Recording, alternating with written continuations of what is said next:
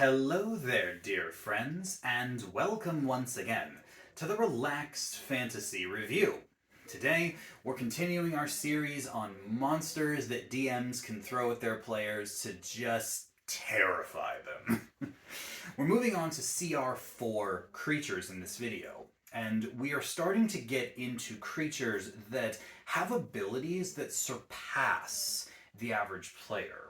Like, most spellcasters can mimic the abilities of a lot of the creatures we've seen so far. Flight speeds, petrification, abilities to mind control, high levels of armor class, high attack. All these things can be done by players, but some of the creatures I've chosen for this video are just another level of weird.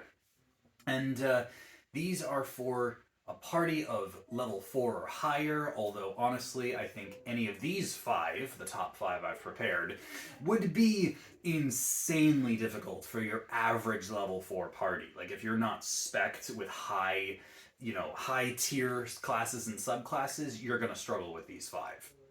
But before I get into the list, I'd like to let you know that Relaxed Fantasy Review has memberships. For just $1 a month, you can support me here on YouTube.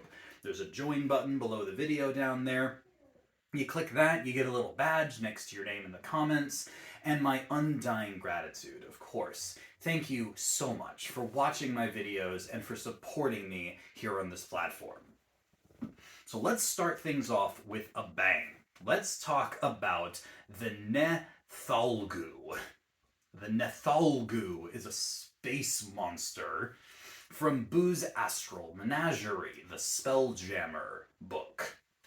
This creature is an absolute Lovecraftian nightmare. It's got an AC of 19, 95 hit points, and a 40-foot speed. It has the unusual nature trait, which means that it doesn't need to breathe. And it has this weird ability where it collects brains from people. The idea is it has some regular attacks. A multi-attack bite, +4 to hit, does 2d8 plus 2, or a claw attack, +4 to hit, 1d4 plus 2. But it has a mind blast, similar to a mind flare. Creature makes a wisdom save, and if they fail it, they take 2d8 damage and are incapacitated. This Mind Blast recharges on a 5/6, so that means that this creature can use it 1/3 of the time. But when a creature is incapacitated, that allows the Nethalgu to use their Extract Brain attack. This attack has a +4 to hit and does 10d6 damage. And if it kills the creature with this attack, it takes their brain and adds it to its stockpile of brains. The stockpile of brains then ends up being it's kind of like spell slots because it powers the Nethalgu's magic. If it wants to use a single brain out of its stockpile, it can cast Arms of Hadar. If it uses 2, it can cast Darkness. And you keep going up. Some of the higher level ones include Hold Person, Invisibility, Fear, Hypnotic Pattern, and at the top of the list, Stinking Cloud. Lots of powerful magic that it has to use brains to cast. But assuming that this thing has been wandering the astral plane, collecting brains for a while, it probably has a stockpile of them. And the fact that it even takes them at all is scary enough. And then it's got high AC, good hit points, reasonably fast speed, and just a powerful Mind Blast effect, even if it's not going to extract your brain.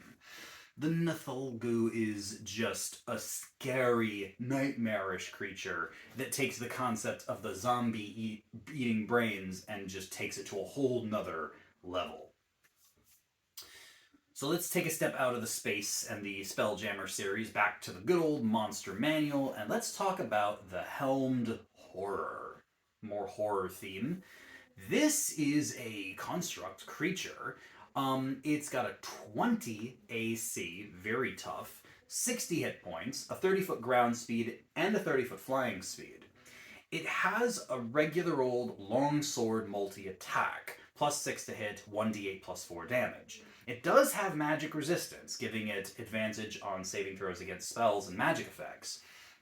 But the thing that makes this thing so terrifying is that when it is created, because it is a created creature, whoever creates it gets to choose 3 spells.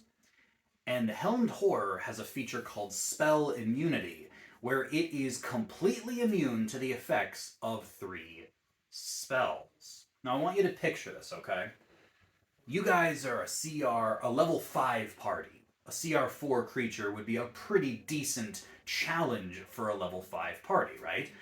You're a wizard or a sorcerer or a cleric. You've just gotten your 3rd level spells. Wizards are bringing Fireball. The sorcerers have got Quickened or Subtle Counterspell.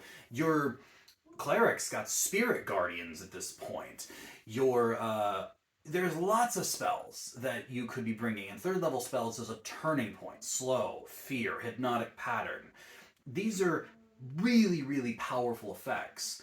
And then you go and you face a Helmed Horror against a big bad who's been watching you.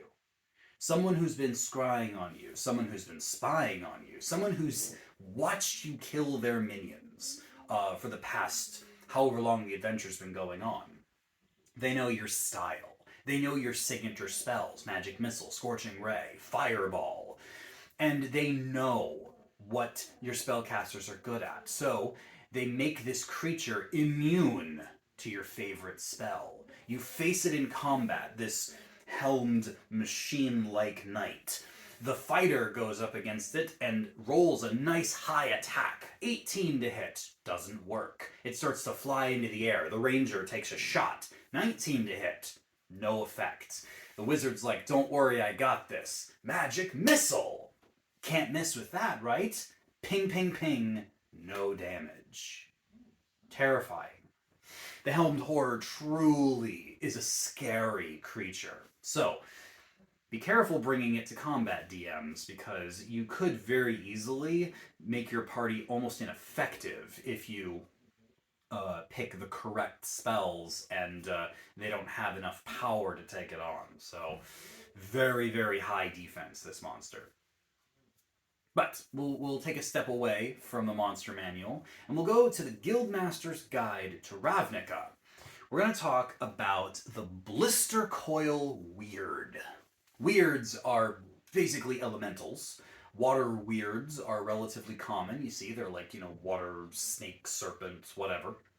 And the Blister Coil Weird is kind of a strange amalgamation of fire and water. Kind of like a magma weird, kind of. It's got an AC of 13, 45 hit points, a 40-foot ground speed, and a 60-foot swim speed. So it's not super tanky.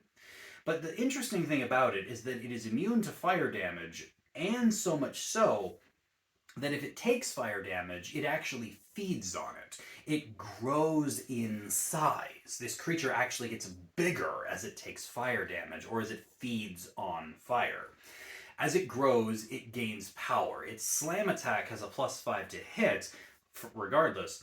If it's a medium or large size, it does 1d8 plus 2d6 plus 3 damage. But if it grows to huge size, then it does 2d8 plus 4d6 plus 3 damage. So environmental effects like lava pits or flaming, plantions, the fire bowls, can make this thing quite dangerous. And then if it hits gargantuan size with its flaming swell, it actually explodes, forcing a dex save to anyone nearby.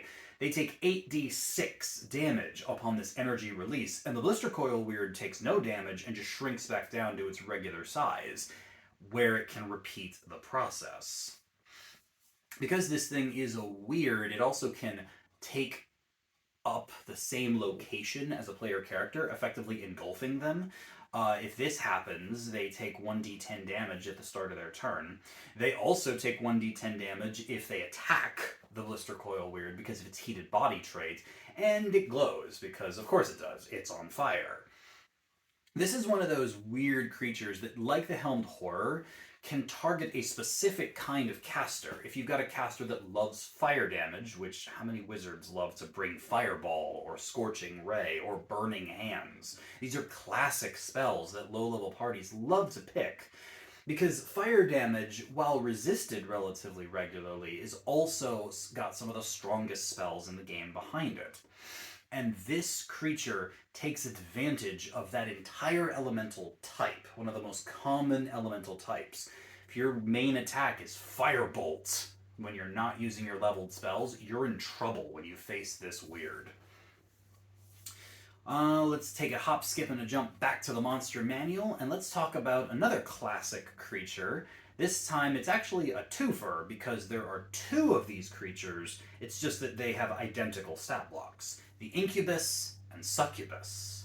These are fiends that have a relatively well-known reputation for being seductors. They're demons that, or devils that handle the sexual side of the vices. They have a 15 AC, 66 hit points, a 30-foot ground speed, and a 60-foot flying speed. And they are shape changers. They can shift themselves into humanoid form so that they are not recognizable under normal circumstances. They do have a claw attack, a standard attack that just has a +5 to hit, 1d6 plus 3 damage. But their main power is their charm. They force a creature to make a wisdom save, and on a fail, this creature becomes a thrall of the incubus or the succubus, relatively speaking. And this allows them to communicate with the creature using a telepathic bond, no matter where they are on the same plane of existence. They then can perform the draining kiss power. This is done specifically against a charmed creature. It doesn't work otherwise. And it forces a constitution save, and on a fail, the creature takes 5d10 plus 5 damage. It's a significantly powerful attack.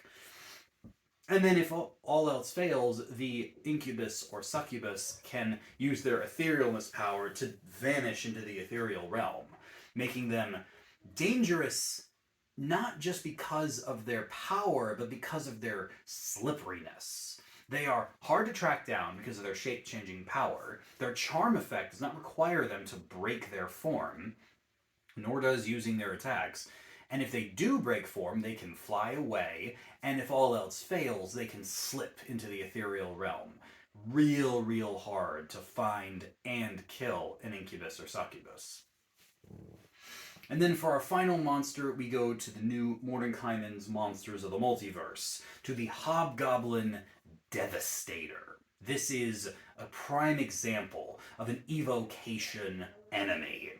The Devastator has an AC of 13, 45 hit points, and a 30-foot speed. They are not particularly tough, but they have the Army Arcana feature, which is effectively the sculpted spell feature from the Evocation Wizard. When they cast an evocation spell that forces a saving throw, the creatures that they designate automatically succeed their save and take no damage, so they can just drop spells onto the battlefield without worrying about their fellow goblin kin. They do have a quarterstaff that they can attack with. The quarterstaff has a magical property and a multi-attack, +3 to hit, 1d6 plus 3d8 plus 1 damage whenever they hit with it. And they have a ranged attack, the Devastating Bolt. You could think of this kind of like a souped-up Firebolt or Eldritch Blast. Has a +5 to hit, does 4d8 plus 3 damage, which is reasonably powerful, and can knock a creature prone if it hits them. And their spell list, while extensive, there's a couple key ones in it that really take the cake. Fog Cloud for battlefield control, Fly, because they have such a low AC and hit points, it makes sense that they would have themselves flying above the battlefield. And of course, Fireball and Lightning Bolt. Everyone's a badass till the Hobgoblin starts throwing fireballs. And this is a prime example of a blaster mage enemy. Devastating Bolt, magical quarterstaff, a sculpted spell knockoff called Army Arcana, and Fireball and Fly.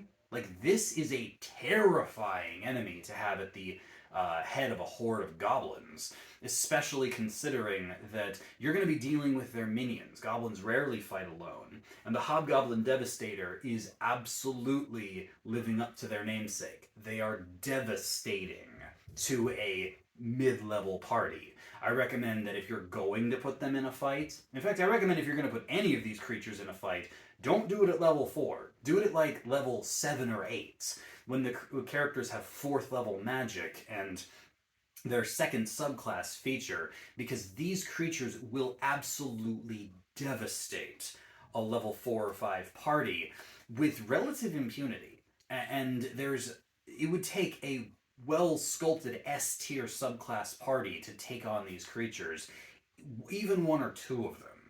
And throwing one in there with a bunch of smaller minions is a really, really deadly fight. So use these creatures with cautions, and players, if you see any of these creatures in your game, beware. Their powers are far, far superior to what you'd normally expect at this level.